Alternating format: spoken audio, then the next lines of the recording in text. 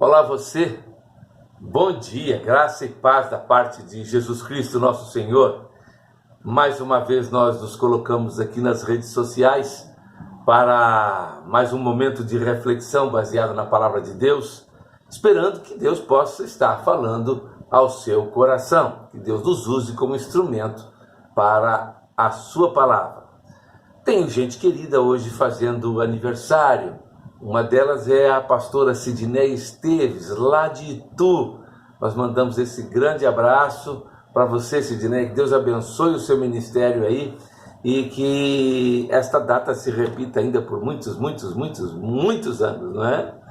Outro também que aniversaria hoje é João Batista Maia Esteves, meu amigo, meu diletíssimo amigo. Trabalhamos juntos na primeira vara criminal de Resende e aprendi muito com você, João.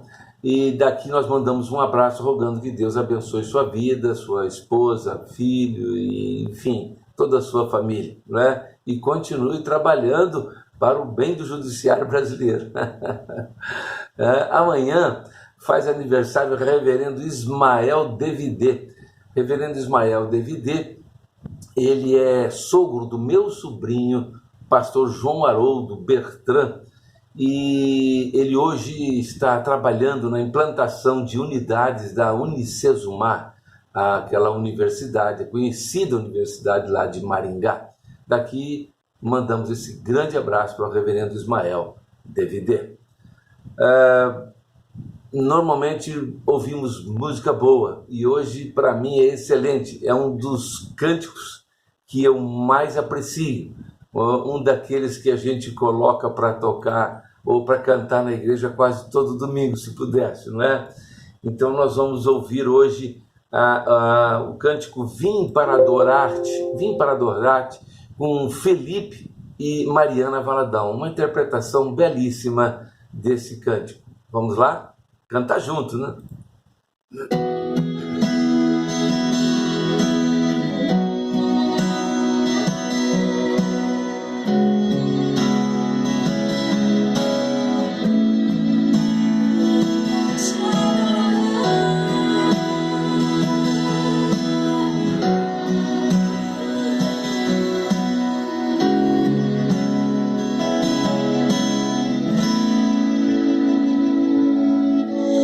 Luz do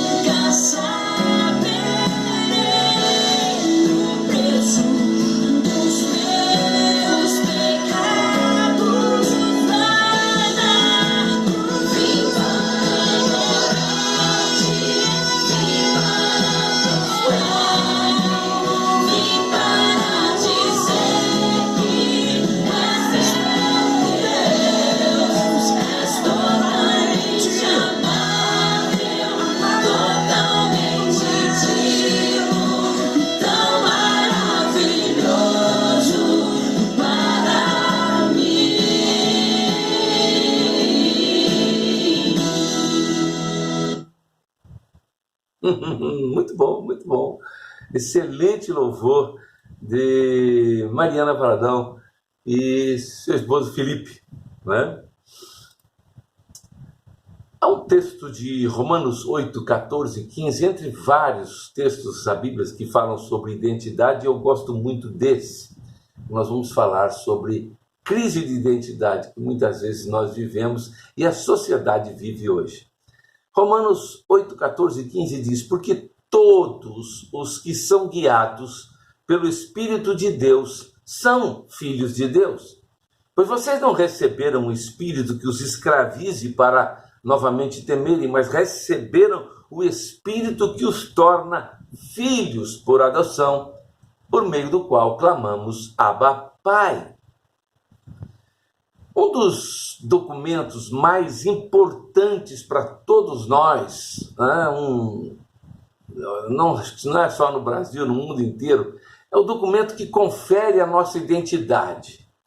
Geralmente é um número fornecido pelos institutos de identificação dos estados, né, que criam um banco de dados com todas as informações e monitora toda a nossa vida dali em diante. Até algum tempo atrás, você carregava a sua identidade pela vida toda. Mas agora criaram uma lei que determina a renovação de sua identidade num prazo que varia de estado para estado, mas não passa de 10 anos, né? Eu sei disso porque eu precisei tirar uma identidade quando viajei há pouco para o Chile, porque a minha identidade original tirada lá em Tupã, né, quando eu tinha uns 16 anos, ela foi considerada vencida e eu tive que tirar uma nova identidade. Mas fui muito contrariado, porque aquela velha identidade era a única prova que eu tinha de que eu já tive cabelo escorrendo pela testa. Aí eu fui, logicamente, providenciar a nova carteira, agora com uma foto mais parecida comigo atualmente, não é? A nossa identidade, ela também está ligada à família da qual nós fazemos parte. Nós somos parecidos com alguém, seja com pai, mãe, irmãos, avós, tios, enfim, com alguém da família com o qual nos identificamos pelos traços fisionômicos. Nos identificamos também politicamente com algum tipo de pensamento político, esportivamente com algum time de futebol, basquete, vôlei, filosoficamente com algum tipo de ideia filosofal, espiritualmente com algum tipo de religião. Enfim, é muito difícil encontrarmos alguém que não se identifica com nada, não pareça com nada e não professa nenhum pensamento ou ideia. Alguns de vocês, assim como eu, podem, vez por outras, passar por conhecidas crises de identidade.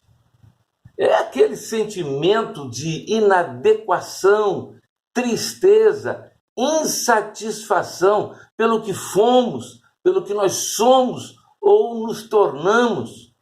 Muitas vezes não queremos aceitar o nosso passado, outras vezes temos uma visão equivocada de nós mesmos e simplesmente não aceitamos ou reconhecemos quem realmente nós somos. E falando sobre isso, abrindo um parênteses aqui, há alguns dias a Justiça Brasileira decidiu que o gênero não binário já pode ser informado em certidões de nascimento no Rio de Janeiro. O termo em linguagem neutra, né, se refere a pessoas que não se identificam nem como homem nem como mulher. Isso significa que a sua identidade e expressão de gênero não são limitados ao masculino ou feminino, ou seja, apesar de possuir os órgãos genitais de determinado sexo, não se reconhecem totalmente com esse gênero, né? Eu confesso que dentro das minhas caraminholas já desgastadas pelo tempo e pela velocidade que o mundo tem imprimido ao seu próprio eixo, eu tenho alguma dificuldade sim para entender como é que pode ser isso.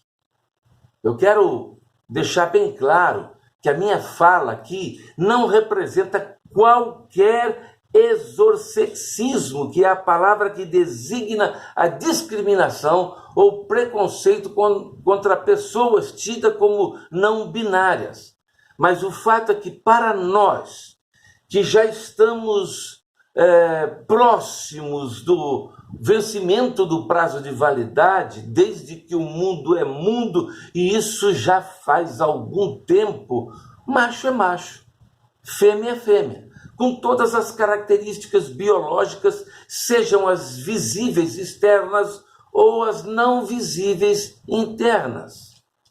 Para a grande maioria das pessoas, a evolução do mundo tem tomado proporções gigantescas nos últimos tempos, e a nossa capacidade de absorver as novidades, elas não correspondem às inovações tecnológicas, humanas, e tudo acaba nos deixando sempre meio perplexos, ao tempo em que essas novidades nos são empurradas goela abaixo, mesmo que nós entendamos que elas sejam sem pé nem cabeça, logicamente, pelo menos ao nosso raciocínio.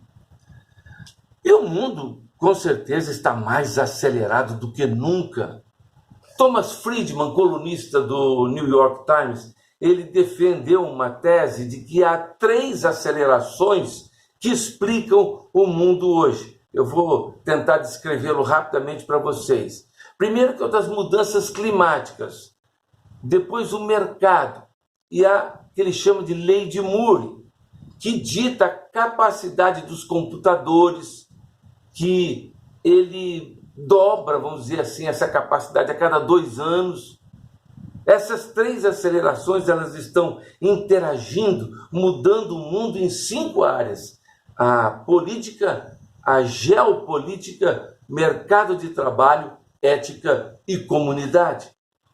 Como resultado da lei de Moore, diz o jornalista Friedman, a velocidade de avanço das tecnologias superou a capacidade humana, e 2 perguntas pairam na minha mente. Como será o mundo daqui a 20 ou a 50 anos? Será que o mundo estará mudando para melhor ou para pior? A partir de alguns ensinamentos do apóstolo Paulo, nós podemos refletir na tentativa de ajustar o nosso foco, colocando tudo o que somos, a nossa história e experiências na perspectiva correta da soberania de Deus em nossas vidas. Traumas com o passado? Em 1 Coríntios 15, 9, o apóstolo Paulo fala que nós não devemos fugir do passado, mas colocá-lo no seu devido lugar. É sim, os pecados arrependidos e confessados, eles já foram perdoados. As provações nos fortalecem e nos dão condições de ajudar outros que passam por situações semelhantes. Lembrar quem fomos e o que fizemos nos tornará mais humildes e reconhecedores da graça de Deus em nossas vidas. Nossas experiências nos ensinam sobre nós mesmos e principalmente sobre Deus. Nossa história pode servir, sim, de meio para alcançarmos outras pessoas. Eu sou aquilo que eu realmente sou. Cada pessoa tem a sua própria identidade. Todos nós temos características, personalidades e sonhos que nos distinguem das outras pessoas. Deus criou cada um de nós de forma única e irrepetível. Nossa identidade está fundamentalmente relacionada com o fato de Deus ter nos criado e escrito a nossa história. E é quando fugimos dessa verdade que nós entramos em crise. É quando queremos ser, ter ou viver como outras pessoas, é que nós abrimos brechas para a insatisfação, para a inveja, para as crises, para as depressões. Eu sou o que sou pela graça de Deus. a minha identidade, quem eu me tornei, tudo que hoje eu sou, é por causa da graça de Deus. É Deus agindo em meu favor, é a sua misericórdia em minha vida. E eu devo assumir a responsabilidade pelos erros e pelos tropeços em minha vida, que geralmente são frutos do meu pecado. Ao mesmo tempo, eu devo lembrar que Deus usa todas as circunstâncias para a minha edificação. Eu também devo reconhecer que toda boa dádiva, tudo de bom em mim, é fruto do trabalho de Deus em minha vida. A perspectiva correta não dá espaço para o orgulho, nem para a alta comiseração.